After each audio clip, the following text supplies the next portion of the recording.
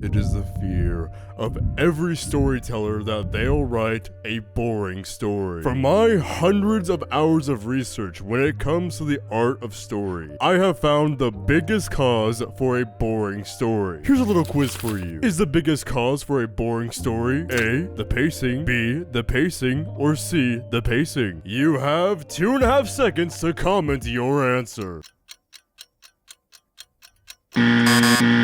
Wrong! The answer was being plot-driven! You see, we experience stories through the characters via sympathy or, on a deeper level, empathy. This is especially true when it comes to the main character. So what we tend to call plot-driven stories are the ones where the main character is not proactive. If the protagonist is proactive, then we do, in fact, have a character-driven story. A story that goes from plot-driven to character-driven will expand its audience by quite a bit, as the story will be 10 times less boring and less infuriating, because after a while you begin to wonder why isn't another character that is proactive made the protagonist instead, before quickly realizing that the protagonist is an annoying self-insert whose only purpose is to let the author vicariously live out their fantasies. So now that you know what kind of story you want and which one to avoid, we now reach the question of how do we create a proactive character that can drive the story forward naturally. And I mean, you're not gonna believe it when I tell you, but it's actually super simple. Matter of fact,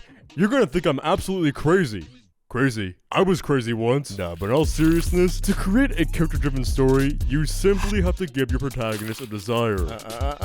It's not all that simple though. Because saying your character has a desire and giving your character a desire are two completely different things. You don't want to just say a character wants something and call it a day. To do so is not only lazy, but it's straight up bad technique. So listen closely, because the next half of this video will give you the know-how to give your character a desire. First, the desire must be tangible, unique even. It cannot be something vague like happiness or fulfillment, because that leaves you with no path. Now, it's not like these vague emotions play a part in the character, but getting into that, we're getting to something called super intentions. And let's face it, you don't have the attention span for that. So, it's another topic for another video. You see, the desire should be what the character thinks will make them happy or fulfilled, not those actual states of being. Notice how I said thinks will make them happy or fulfilled? Because you can choose if achieving it will actually make them happy or fulfilled, or even the other way around, where not being able to achieve them doesn't lock them out from achieving their super intention. This leads me to my second, where the desire must benefit the character in some way, or the character must believe it will benefit them by yielding their super intention. Do keep in mind that the more selfish the goal,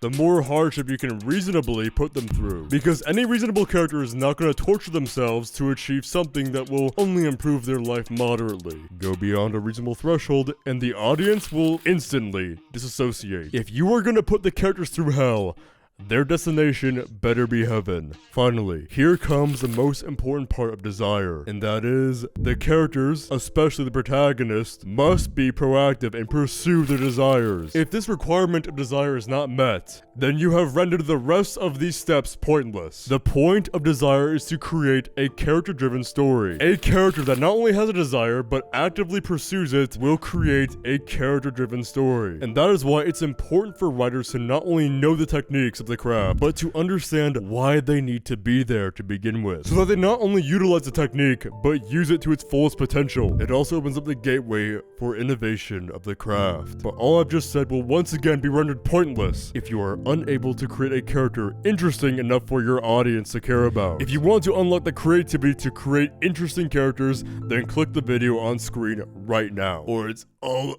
over for your writing.